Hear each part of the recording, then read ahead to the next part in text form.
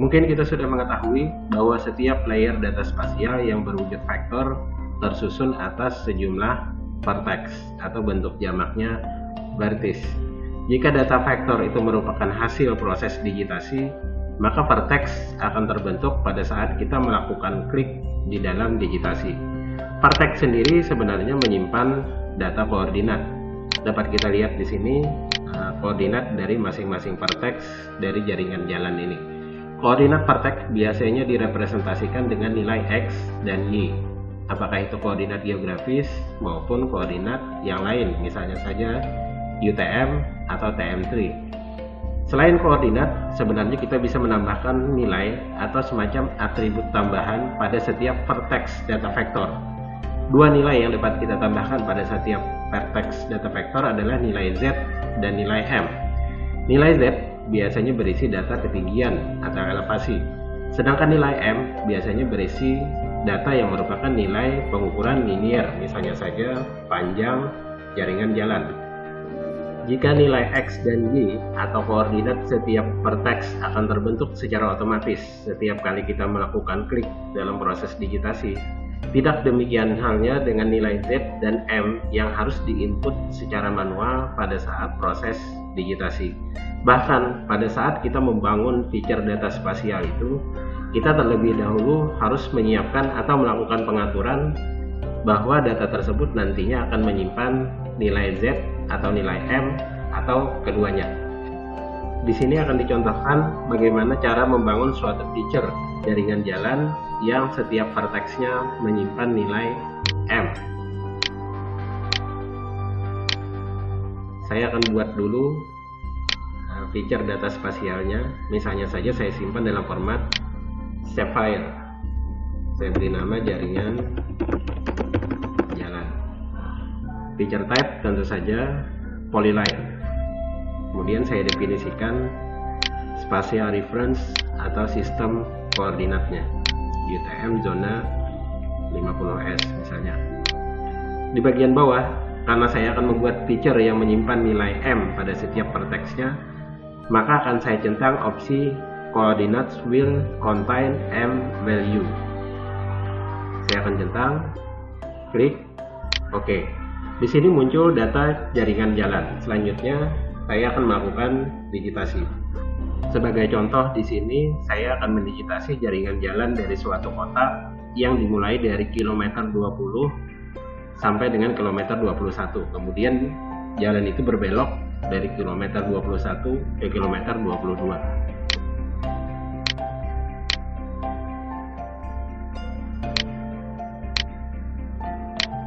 Saya akan digitasi dengan cara biasa dulu.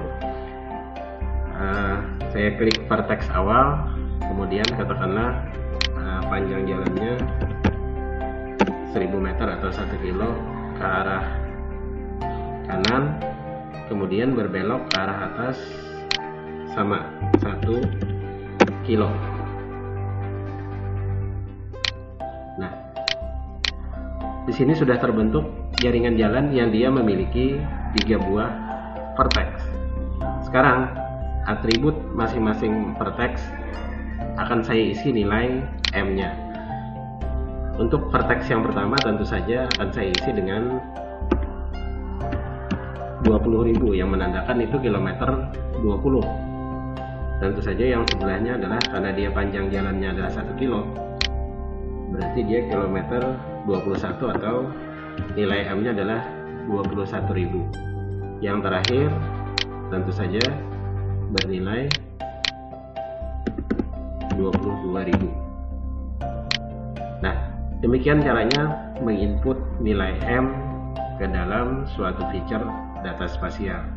Jika sudah selesai, kita dapat melakukan save edit, kemudian stop editing. Mungkin muncul pertanyaan, apa bedanya antara suatu feature yang memiliki data nilai M pada setiap vertexnya dengan suatu feature yang tidak memiliki data nilai M? Nah, sekarang perhatikan, pada table of contents terdapat 2 buah feature data spasial, yaitu jalan dan jaringan jalan. Feature jalan tidak memiliki nilai M pada setiap vertexnya, sedangkan feature jaringan jalan memiliki data nilai M. pada setiap vertexnya. Sekarang akan kita buka kotak dialog layer properties-nya. Pertama saya buka layer properties milik feature jalan terlebih dahulu. Klik kanan pada feature jalan, kemudian properties. Perhatikan tab-tab yang ada pada kotak dialog layer properties milik feature jalan. Ada tab general, source selection, display symbology, dan seterusnya. Sekarang bandingkan dengan kotak dialog layer properties milik dari suatu feature yang memiliki nilai M pada vertexnya. Perhatikan di sini ada beberapa perbedaan. Di antaranya adalah adanya tab root yang tadi tidak ditemukan pada feature yang tidak memiliki nilai M. Tab root berfungsi untuk melakukan pengaturan route identifier atau pengenal rute. Ini nantinya berfungsi dalam aplikasi analisis linear referencing. Linear referencing merupakan suatu metode untuk menentukan posisi suatu event atau kejadian dalam suatu feature yang berwujud garis, misalnya saja jaringan jalan. Contoh aplikasi linear referencing misalnya saja dalam pemetaan lokasi kecelakaan lalu lintas. Pihak kepolisian misalnya saja memiliki data lokasi kejadian kecelakaan berdasarkan nama jalan dan kejadian kecelakaan pada kilometer berapa. Dengan menggunakan data nama jalan dan lokasi kecelakaan pada kilometer berapa, maka data itu dapat diplot sebagai event atau kejadian di atas suatu feature yang memiliki nilai M pada setiap vertexnya. Tentu saja dalam hal ini nama jalan akan dijadikan sebagai route identifier. Ada cara yang lebih efisien untuk membuat suatu feature data spasial, misalnya saja jaringan jalan, agar memiliki nilai M untuk setiap vertexnya, yaitu dengan mengkonversi data spasial jaringan jalan yang sudah ada. Di sini akan saya tunjukkan bagaimana caranya mengkonversi data spasial jaringan jalan yang belum memiliki nilai M untuk setiap vertexnya, sehingga dia kemudian memiliki nilai M pada setiap vertexnya. Saya memiliki feature jalan, bisa kita lihat dulu setiap vertexnya apakah sudah memiliki nilai M atau belum. Nah, kita lihat ternyata belum. Sekarang saya akan mengkonversi feature jalan ini sehingga dia memiliki nilai M untuk setiap vertexnya. Cara mengkonversinya adalah melalui app toolbox.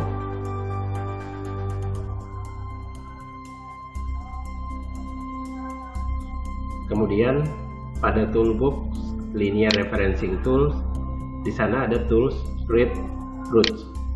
Kita akan menggunakan tool create routes. Double klik tool ini. Sebagai inputnya adalah feature jalan. Route identifier field adalah nama jalan.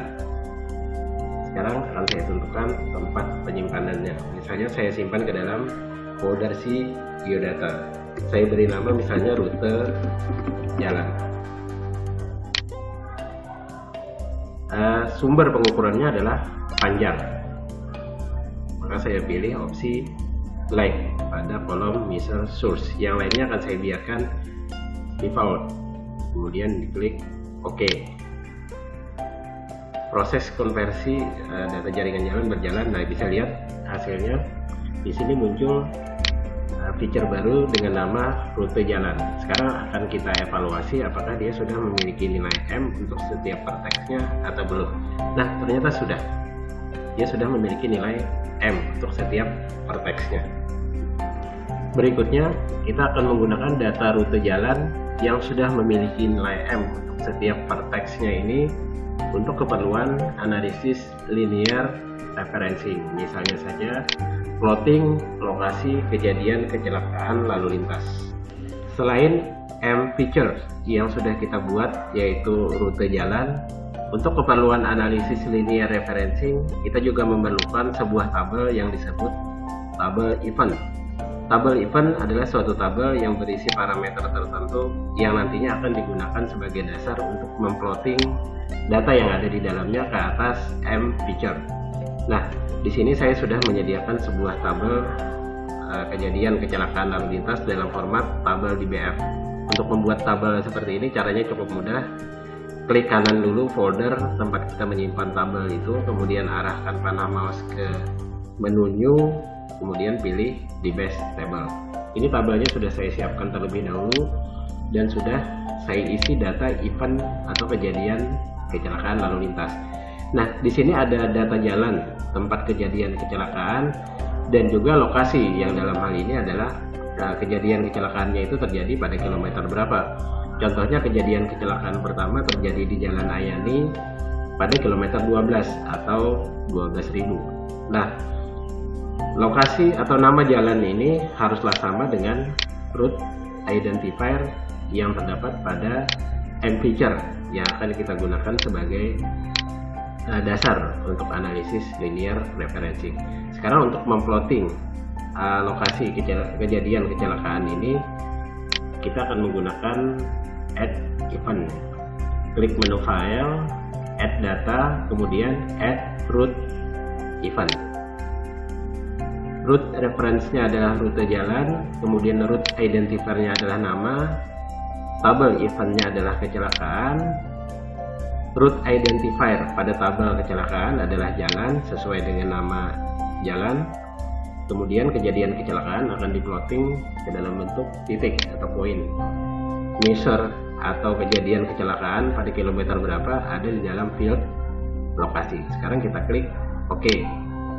Nah, mungkin akan saya besarkan titiknya supaya terlihat. Nah, bisa kita lihat disinilah lokasi kejadian kecelakaan lalu lintas. Selain kejadian atau event yang berbentuk titik seperti halnya kejadian kecelakaan lalu lintas, linear referencing juga memungkinkan kita untuk memplotting kejadian yang berbentuk garis. Misalnya kemacetan lalu lintas yang terjadi sepanjang 1 km, katakanlah dari kilometer 35 sampai kilometer 36.